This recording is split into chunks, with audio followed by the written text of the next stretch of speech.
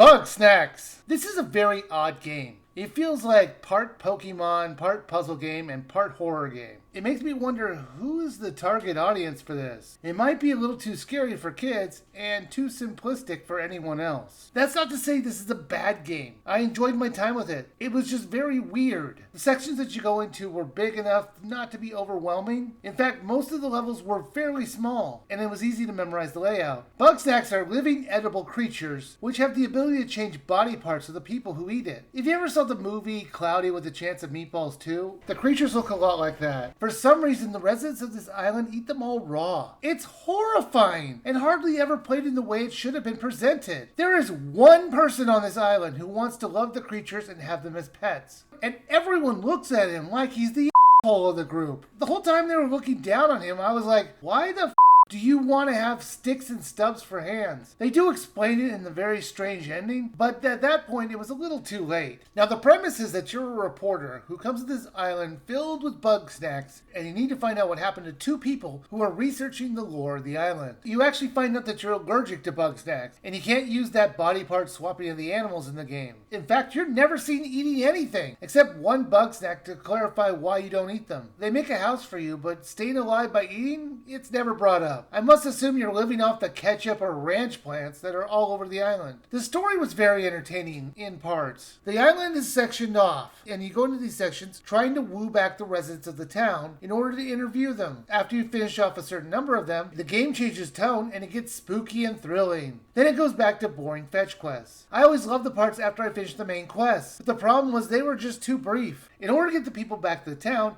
you're going to have to feed them Bugsnax. And in order to capture the Bugsnax, you're going to have to watch their walking patterns, annoy them, trick them, or do crazy aerial maneuvers to get them. It wasn't too difficult, but it sure did get repetitive. The creators must have known this, since the quest to get the residents back to the town usually just consisted of a few quests and then they agreed to come back. It's not dragged out. I just wish there was some kind of change from this formula, but pretty much from beginning to end, it's the same thing over and over. There were a couple times where you have to go through something or you have to find something. For the most part, it was just get this many Bugsnax for them. When you get back to town, you interview them, and I thought that was cool. They give you a list of things to talk about, and then it expands from there, and you get to really find out the backstory of these characters. And after you do that, they give you a clue to where these two missing people might be. Now, there are little moments where it gets a little scary at times, and it feels totally out of place in this fun world they made, as the tone completely changes, and I loved it. However, these tone changes change back fairly quickly, and it's not really referenced in the main game until you get to another mid-part scene, where it does it again. I get they were trying to set up a sinister villain that they needed to deal with, but when these 5 to 10 minute sections at the end of the story sections were the most compelling part of the story, it's kind of a problem. Bugsnax had an interesting design, as did the world, and I really did like it. Sure, the graphics are not pretty, but they do the job. And also, I really liked the voice acting. It was very smart of them to make this fully voiced. It kind of feels like this was made for younger players, and it would help them keep engaged by hearing the voices. However, like I mentioned, this does have some, I guess, scary parts, like when you have to investigate noises or missing people. Now, there are 2 endings to this game, and luckily the best ending wasn't too hard to get, as it came down to the ending sequence. It really wasn't worth replaying to get that extra scene, but if you want to do it, it won't take you long. Bugsnax was okay. The level designs were well made and the creature design was interesting. I really disliked the simplistic quest system, as it feels like it was the part of the game they cared the least about, as it was only there to get you to move through the story. Now, this is normally $24.99, and that is too much. I would say wait for this to go on sale. It's a fun game to play for a few hours, but the repetitiveness will tire you fairly quickly. The spooky sections of this game are what's going to keep you coming, as it is the most interesting part of this title. However, you should still wait for this to go on sale.